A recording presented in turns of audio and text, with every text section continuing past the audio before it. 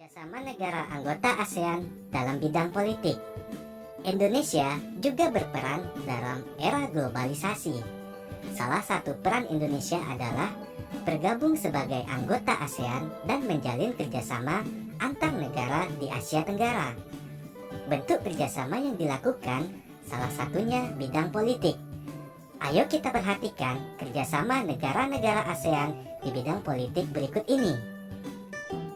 Bentuk kerjasama ASEAN di bidang politik. Bentuk kerjasama yang pertama yaitu pembentukan Masyarakat Politik Keamanan ASEAN atau ASEAN Political Security Community (APSC). Peran Indonesia yaitu membentuk Masyarakat Politik Keamanan ASEAN.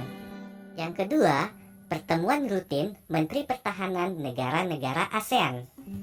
Peran Indonesia yaitu menghadiri pertemuan rutin Menteri Pertahanan negara-negara ASEAN. Ketiga, perjanjian kawasan damai, bebas, dan netral.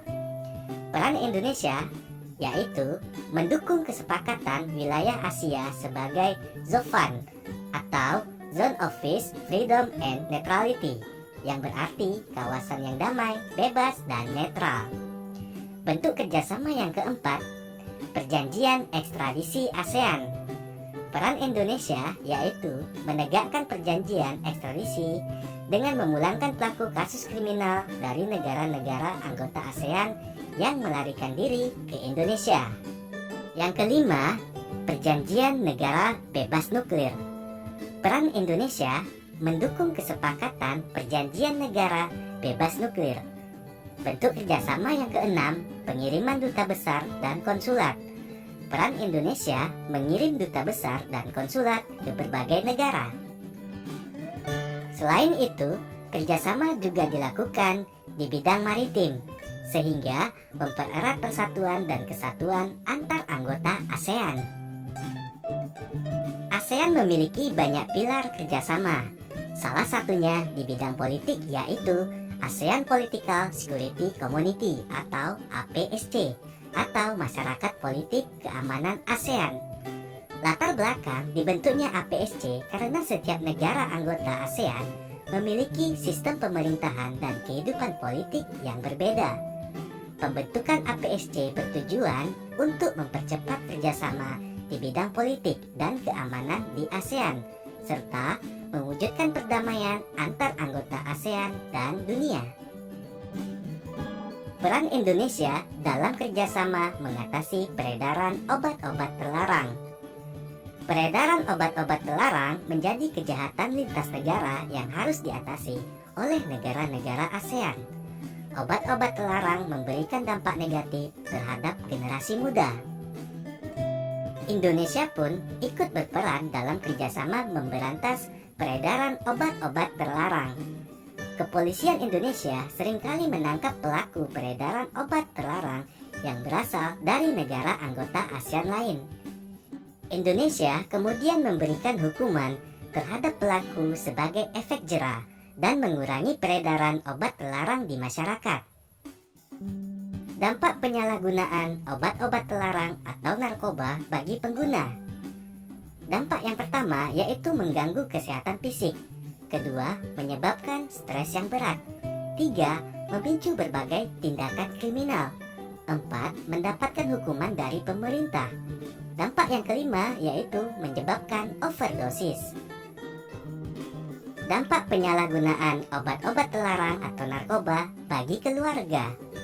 Dampak yang pertama, merusak hubungan antar anggota keluarga. Kedua, menurunkan perekonomian keluarga. Ketiga, menyebabkan keluarga dikucilkan dalam masyarakat. Keempat, membuat keluarga menanggung rasa malu. Dan yang kelima, membebani psikis anggota keluarga. Dampak narkoba berikutnya yaitu bagi masyarakat. Dampak yang pertama, meningkatkan angka kejahatan. Yang kedua, meningkatkan pengangguran. Ketiga, meningkatkan angka kemiskinan. Keempat, meningkatkan biaya penegak hukum dan pengobatan. Dan yang kelima, meningkatkan perusakan fasilitas umum. Dampak penyalahgunaan obat-obat terlarang atau narkoba bagi bangsa. bangsa Indonesia akan kehilangan generasi penerus yang menjadi harapan bagi masa depan bangsa. Jika mereka menggunakan narkoba, masa depan bangsa akan terancam. Kerjasama ASEAN dalam mengatasi peredaran narkoba. Meningkatnya kejahatan narkoba akan mengancam keselamatan, keamanan, dan kesejahteraan masyarakat. Indonesia bekerja sama dengan negara-negara ASEAN menyusun langkah-langkah dalam mencapai ASEAN Drug Free 2015. Semua negara saling menukar informasi dalam hal rehabilitasi, pencegahan, dan penegakan hukum tentang masalah narkoba. Berikut ini adalah beberapa peran Indonesia dalam mewujudkan ASEAN Drug Free 2015. Yang pertama, membentuk Badan Narkotika Nasional atau BNN.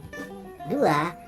Menerbitkan Undang-Undang Nomor 35 Tahun 2009 tentang narkotika. 3. Melakukan kerjasama untuk menanggulangi permasalahan narkoba dengan negara lain. Cara mencegah penyalahgunaan obat-obat terlarang atau narkoba.